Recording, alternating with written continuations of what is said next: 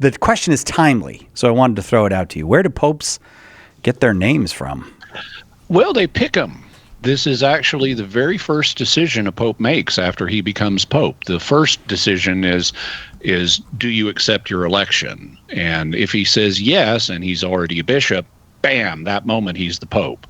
So once he's become pope, the very next thing that happens is they ask him, by what name do you wish to be called? So this is his first decision as pope. And then, it gets announced, and then he comes out and so forth and greets the folks.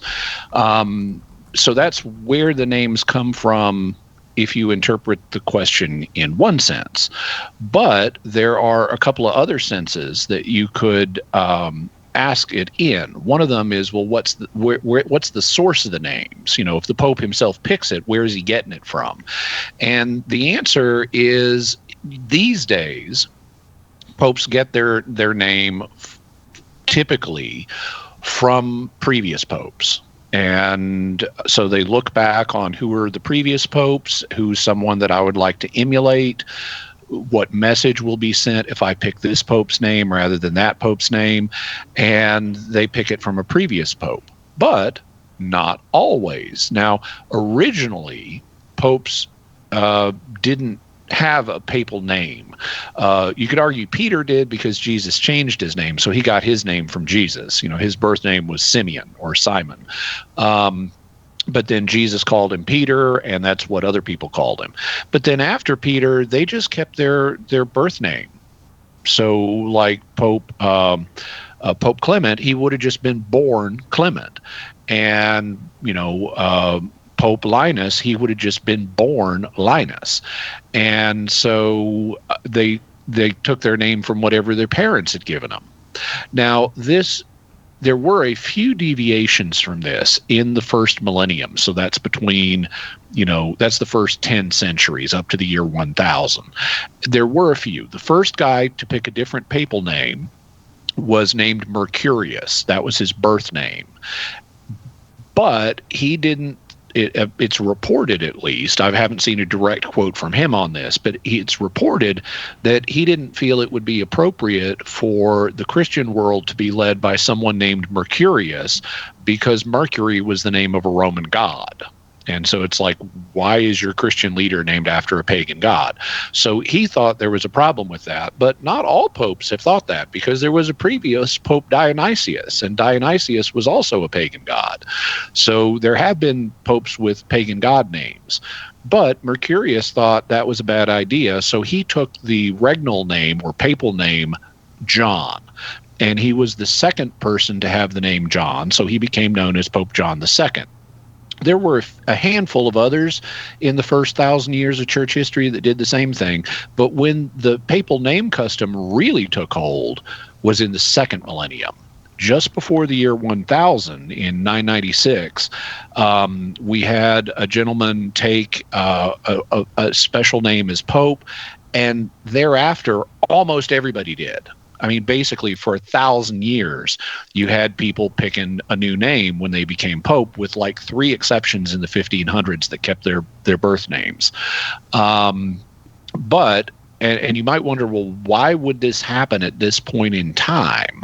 Why would popes all of a sudden start this tradition of taking a different name? I have never seen a study done on that, a historical study done on that question, but my guess is it's because of what royalty were doing. It's been common with royalty throughout history to pick a different regnal name than their birth name. And so by the Middle Ages, when the year 1000 happened, the kings and queens were a big deal in Europe. And the Pope was also a monarch. He ruled the papal states.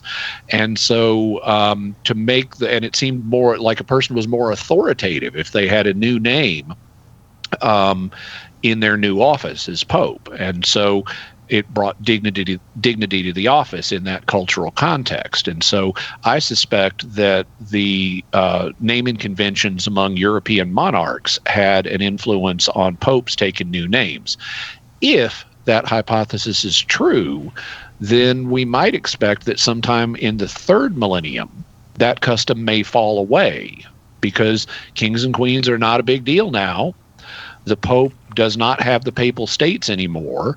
And rather than trying to acquire more influence by imitating what secular rulers are doing, the popes are trying to come across as humble and as the servant of the servants of God. So at some point in the third millennium, maybe 100 years from now, we may have popes just sticking with their baptismal names, unless their baptismal name is Peter or Jesus, because we're not going to have a Pope Peter II. No one wants to. Someone who had a birth name of Peter, they would definitely pick something else, because otherwise it would be like, who are you to compare yourself to Saint Peter? So I don't expect a Peter II. Also, if someone's named Jesus, Pope Jesus? Really, that would be a bit of a shock to some people. And so I suspect anyone named Jesus or Peter will keep up the custom of changing names, but the custom may fade away. And we even see signs that we're living in an age right now where popes are reconsidering the pool of names they want to draw from. Because in 1978, we had John Paul I elected, and he had the first double papal name in history. He said he wanted to honor Pope John and Pope Paul, so he called himself John Paul. Then we had Pope Francis, which was another unprecedented papal name after St. Francis of Assisi. And even if we look at other popes like Pope John the 23rd and Paul VI, they had reached back hundreds of years to find a papal name. And so that suggests that popes these days are feeling like maybe the current route bunch of names is a little stale and they're rethinking some things. But I did a whole study of the subject of papal names back in 2013 when Pope Benedict retired. I turned it into an ebook just called Pope Names. It's not currently on Amazon, but I'm hoping I can get it up again real quickly. And I also talk about this in the upcoming Monday episode of the Jimmy Akin podcast, where I look at how four popes, the four most recent popes, so that's John Paul II, Benedict XVI, Francis, and Leo XIV, how they met the world. And I cover their choice of papal names, because that's their first decision about how they're going to interact with the world. And then we watch footage of them coming out on the balcony, the loggia at St. Peter's, and we analyze their body language and see what that tells us about how they're going to reign. Uh-huh. So there are some very interesting lessons you can learn about them from just their opening interactions before they say anything in public. Just studying, okay, what's their name and what are they doing with their body? That tells us a bunch about their reigns. And I'm going to be covering that on the Jimmy Akin podcast on Monday.